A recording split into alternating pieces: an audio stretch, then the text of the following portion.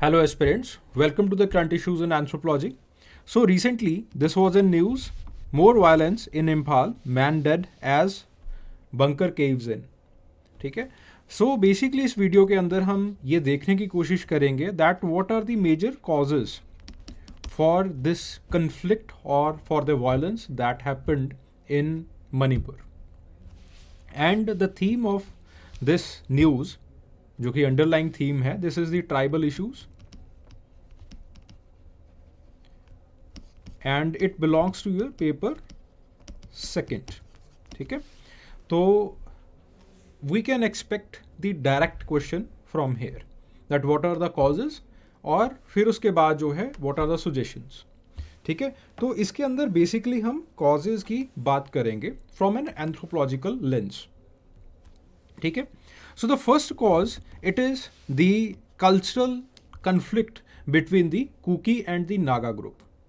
ठीक है. सो उसके लिए जो किताब जिसको मैं रेफरेंस मान रहा हूँ that is Suan Hausing's book the Kuki Naga conflict in the light of recent political developments in Manipur.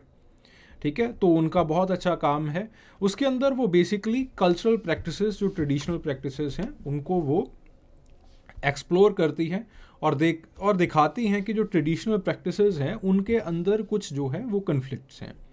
और जो कॉलोनियल गवर्नमेंट है या फिर कॉलोनियल एरा रहा है, उन्होंने rather than solving these conflicts जो कि उन्होंने कहीं कहीं पे सेंट्रल इंडिया के अंदर किया था, वो जो नॉर्थ ईस्ट है वहाँ पे बिल्कुल भी नहीं हुआ. ठीक है. वहाँ पे धीरे धीरे जो कन्फ्लिक्ट्स हैं वो सुलगते रहे हैं. उनको सॉल्व करने की कोई उन्होंने कोशिश नहीं की. देन उसके बाद जो नेक्स्ट रीज़न है that is Meitei cultural dominance. ठीक है. मनोरमा शर्मा ने एक किताब लिखी है एथनिसिटी एंड सोशल चेंज.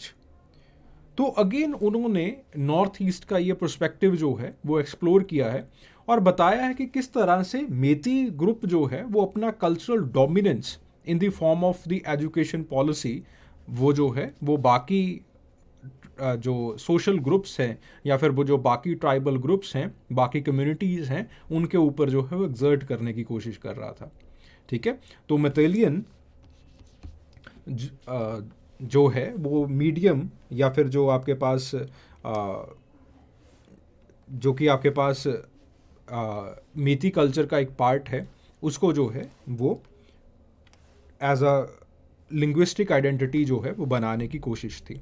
ठीक है. तो एक तो आपके पास जो है वो ऑलरेडी कन्फ्लिक्टिंग सिचुएशंस हैं due to the conflicting traditions and उन चीज़ों को बहुत अरसे तक सॉल्व नहीं किया गया है, जिसकी वजह से सस्पिशंस और ज़्यादा डेवलप हो चुके हैं ऑलरेडी.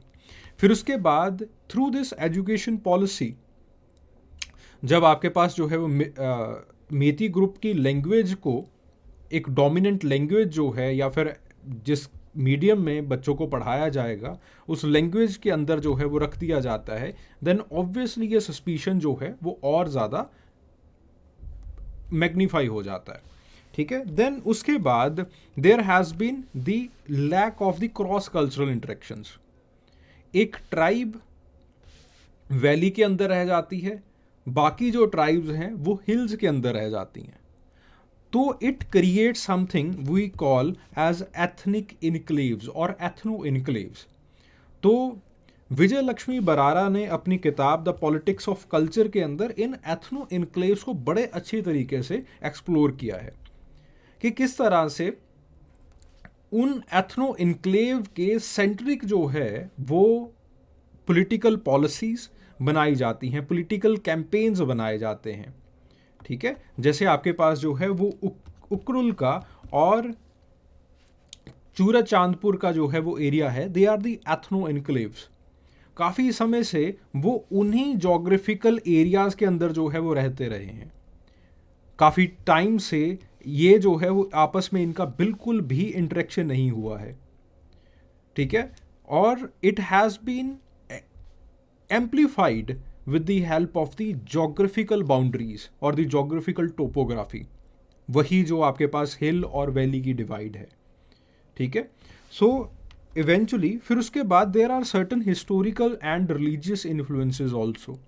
जैसे फॉर एग्जांपल अगर हम कॉलोनियल लिगेसी की बात करें, जॉय पॉचो ने बहुत अच्छी किताब लिखी है, the colonialism and conflict in the hill state of north eastern India. इसके अंदर वो बेसिकली उन्होंने इस चीज़ को बहुत अच्छी तरीके से एक्सप्लोर किया है कि कैसे जो बाउंड्रीज़ हैं, वो चाहे स्टेट बाउंड्रीज़ की बात करो, जो डिस्ट्रिक्ट बाउंड्रीज़ हैं उनकी बात की जाए, these boundaries in the colonial period as well as in the some of the post colonial era also, ये administrative divisions हैं, they are not the cultural divisions। ठीक है, उन्होंने जो एडमिनिस्ट्रेटर्स हैं उन्होंने इन बाउंड्रीज को ड्रॉ किया ताकि एडमिनिस्ट्रेशन अच्छे तरीके से चल सके। कल्चरल डिविजन्स को, ट्राइबल कंसेंसस को उसके अंदर नहीं रखा गया, जिसकी वजह से जो पहले कन्फ्लिक्ट चलते आ रहे थे, सुलगते आ रहे थे, वो और ज़्यादा जो है वो मैग्नीफाई हो गए, कन्फ्लिक्टिंग चीज़ें जो है वो होनी शुरू हो गई। देन कन्फ्लिक्ट के अंदर एक और चीज़ जो है वो ऐड हो जाती है, that is known as Christian missionaries. तो आपके पास जो है वो ALO ने Christian conversion movements in north eastern India को जो है वो बहुत अच्छे तरीके से कैप्चर किया है। उन्होंने समझाया कि कैसे कुछ ट्राइब्स जो है, जैसे फॉर एग्जांपल नागा ट्राइब का बहुत बड़ा हिस्सा जो है वो क्रिश्चियन कन्वर्ट्स हैं। तो eventually it also resulted into the religious conflict. ठीक है, तो आपके पास कुछ ट्राइबल्स जो कि ऑलरेडी कन्फ्लिक्टिंग सिचुएशंस के अंदर थे, जिनमें ऑलरेडी सस्पिशन था, उनमें से कुछ ट्राइबल्स जो है वो क्रिश्चियन कन्वर्ट्स हो जाते हैं इन the lieu of certain things, and कुछ ट्राइबल जो है वो हिंदूनाइज्ड ही रहते हैं। ठीक है, तो जिसकी वजह से जो आपके पास रिलीजियस टेंशंस हैं वो उस एरिया के अंदर और ज़्यादा बढ़ जाती हैं। देन उसके बाद बात आती है लैंग्वेज एंड कल्चरल डोमिनेशन की। वही चीज़ जो है वो आपके पास जो एथनिक पॉलिटिक्स है, जैसे MS प्रभाकरा ने ये किताब लिखी है language identity and politics in the northern eastern India, तो उसके अंदर उन्होंने बहुत अच्छे तरीके से ये समझाया कि किस तरह से मणिपुरी लैंग्वेज को इम्पोज किया जा रहा था बाकी ग्रुप्स के ऊपर। ठीक है, और बेसिकली इम्पोज इसलिए किया जा रहा था in the lieu of the political bank और the lieu of the vote banks. तो वोट बैंक पॉलिटिक्स इसके अंदर आ जाती है, तो वो अगेन उन्होंने जो है वो एक आग लगाने का काम किया।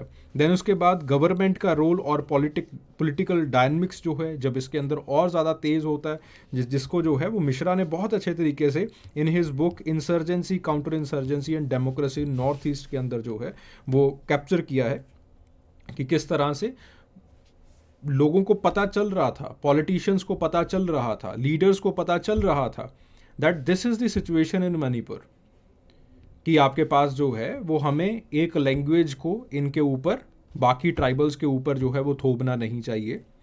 सस्पिशन बहुत ज़्यादा इंक्रीज़ हो रहा है। एडमिनिस्ट्रेटिव डिवीजन्स जो हैं वो जिस तरह से लगाई गई हैं, they are not fair. Rather than implementing the policy of fairness and justice, उन्होंने वोट बैंक पॉलिटिक्स जो है वो खेलनी शुरू कर दी, एंड इवेंचुअली इसकी वजह से जो है वो सिचुएशन और ज़्यादा जो है वो गड़बड़ा गई। और सिचुएशन गड़बड़ाने की जो सबसे बड़ा जो कॉज है वो ये भी है दैट उसी के अंदर, उसी सिचुएशन में there were almost 10 insurgency groups, ठीक है, जो कि ऑलरेडी उस सिचुएशन के अंदर जो है वो काम कर रहे थे। ठीक है, जो कि ऑलरेडी वहाँ पे एक्टिव थे।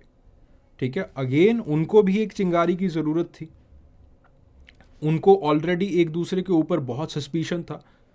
तो जस्ट जब भी ये